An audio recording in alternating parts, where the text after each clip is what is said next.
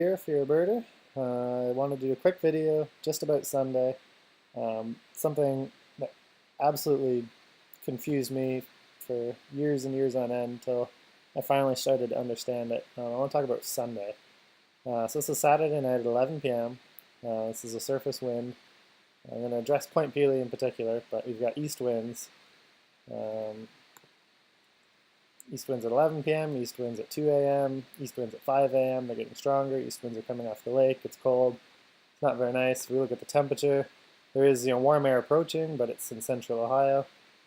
This air is moving north. So 10 years ago, I'd look at the weather and say, well, it's supposed to be nice and warm on Monday. I'll go to Pelee on Monday. And when I would show up in the morning, everyone would say, oh my God, there's 5,000 birds at the tip of Pelee yesterday. And where were you? And I think, for the love of whatever, why was there so many birds when there was east winds and it was freezing cold? Why did they arrive the day before I thought the weather was going to get interesting? So one thing I finally realized, I've touched on it in other videos, is I'm going to go back to 11 p.m., I'm going to go back to the wind, I'm going to go up off the surface. I'm going to go up that standard sort of kilometer and a half that I look at. And you can see here that the winds are not out of the east at the height that birds are migrating. So this is 11 p.m., this is 2 a.m., this is 5 a.m. You see you've got strong southwesterly wind that comes from a really long distance. And this pretty much just boils down to warm air overrides the cold air. So there's a low pressure center, and at the surface, air is flowing into it. But this, we experience weather on sort of a two-dimensional plane on the surface of the Earth, whereas there really are sort of like three-dimensional interactions of wind and temperature and precipitation. And so this is how this plays into birding, where if you go up to the height the birds are migrating, the wind and the air temperature is totally different. If I switch over to temperature, you can see that the edge of the warm air is quite far north, and here it's at 5 a.m. on Sunday is overtaking southern Lake Erie, whereas on the ground it's going to be 5 degrees and cold.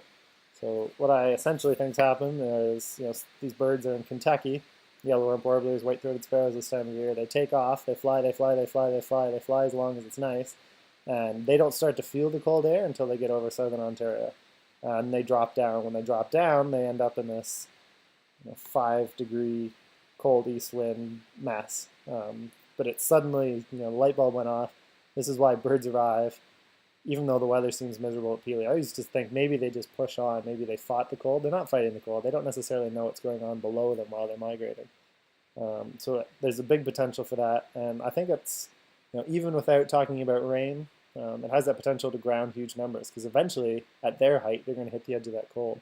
If the edge of that cold is along the south shore of Lake Erie, that's when they're going to say, all right, that's enough, we'll drop down early. And instead of having birds spread out all over the continent, dropping down without much concentration, you could potentially have hours throughout the night where they fly across the lake, hit the cold, drop, fly across the lake, hit the cold, and drop. So that's when you wake up and you have this huge volume. These migrant traps is what really makes them special. Unfortunately, I find with dealing with days with huge numbers of birds, so sort of volume days, the more potential there is for big numbers, the higher the potential for there to be absolutely nothing. So because we're right on the edge of that warm and cold air, you're also likely to be around the edge of the rain. And as we all know, rain has the potential to enhance a birding day even more. So this is the current model run at 2 a.m. It's showing rain over Pelee and not too much south on Ohio.